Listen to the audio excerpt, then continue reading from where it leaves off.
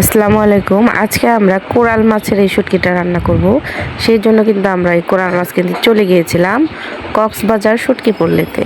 তো আমি কক্সবাজারে থেকে শুটকি পল্লী গিয়েছিলাম। তো ওখানে যাওয়ার সময় কিছু ভিডিও নিয়েছিলাম, সেটা আপনাদের সাথে শেয়ার করছি। তো দেখুন, আমি কিন্তু শুটকি পল্লীতে যাচ্ছি। ওখানে গিয়ে আমি কিন্তু শুটকিগুলো কিনে নিয়ে এসেছি।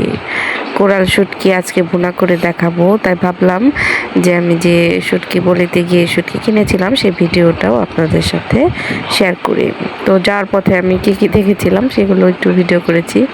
তো দেখুন, আমি কিন্তু শুটকি বলির দোকানে চলে এসেছি। কত রকমের যে শুটকি ঝুলে রেখেছে, মনে তো হয় যে সবগুলোই নিয়ে বাড়িতে চলে আসি।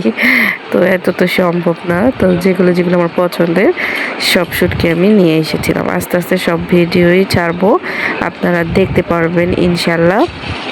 তো দেখুন, আমি শুটকি পলিতে গিয়ে যে কত রকমের শুটকি শুকাতে দিয়েছে, এগুলো আমি নিজের হাতে দেখছিলাম ধরে ধরে। কতটা সুন্দর! আসলে ওখানে না গেলে আপনারা বুঝবেন না। আসলে ভাষায় প্রকাশ করা সম্ভব না যে কতটা ভালো লেগেছে আমার কাছে।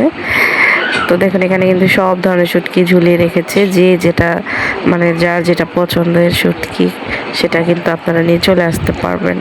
আপনারা কক্সবাজার গেলে অবশ্যই শুটকি কিনলে, ভালো শুটকি কিনতে হলে অবশ্যই শুটকি বলিতে যাবেন। দেখুন, এটি কোরাল মাছ।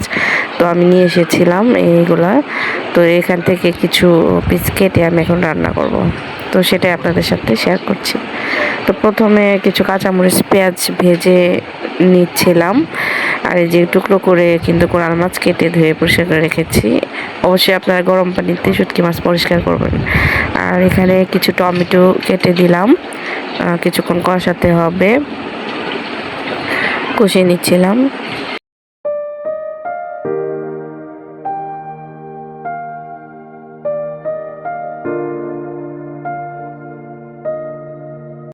তো আদা রসুন পেঁয়াজ একসাথে বেটে রেখেছিলাম, সেটা আমি পরিমাণ মতো দিয়ে দিলাম। তারপরে হলুদের গুঁড়ো আর মরিচের গুঁড়ো দিয়ে দেব পরিমাণ মতো, দিয়ে তারপরে লবণও স্বাদ মতো দিতে হবে। আপনারা আপনাদের পরিমাণ অনুযায়ী দিয়ে নেবেন। তো স্বাদ মতো লবণও কিন্তু দিয়ে নিলাম। এখন সব কিছু একসাথে মশলা কষিয়ে নেব সুন্দরভাবে।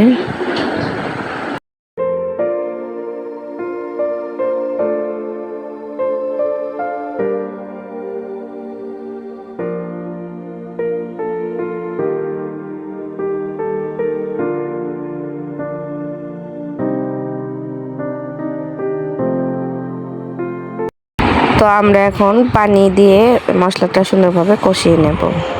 কিছুক্ষণ ঢাকনা দিয়ে ঢেকে নাড়াচাড়া করতে হবে, তারপরে কষিয়ে নিতে হবে।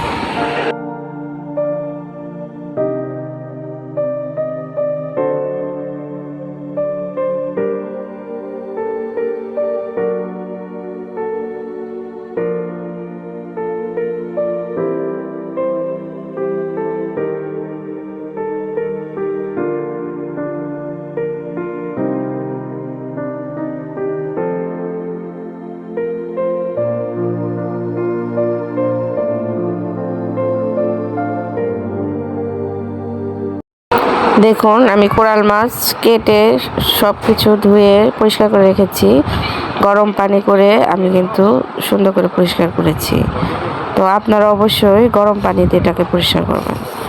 দেখুন, মশলাটা কষানো হয়ে গেলে তারপরে মাছগুলো উপর দিয়ে খুব ভালোভাবে কষাতে হবে, কিন্তু নাড়াচাড়া করে খুব সুন্দর করে কষিয়ে নিয়ে নাড়াচাড়া করে তারপরে ঢেকে 2 মিনিট আরও রান্না করতে হবে। তো নাড়াচাড়া করে নিলাম।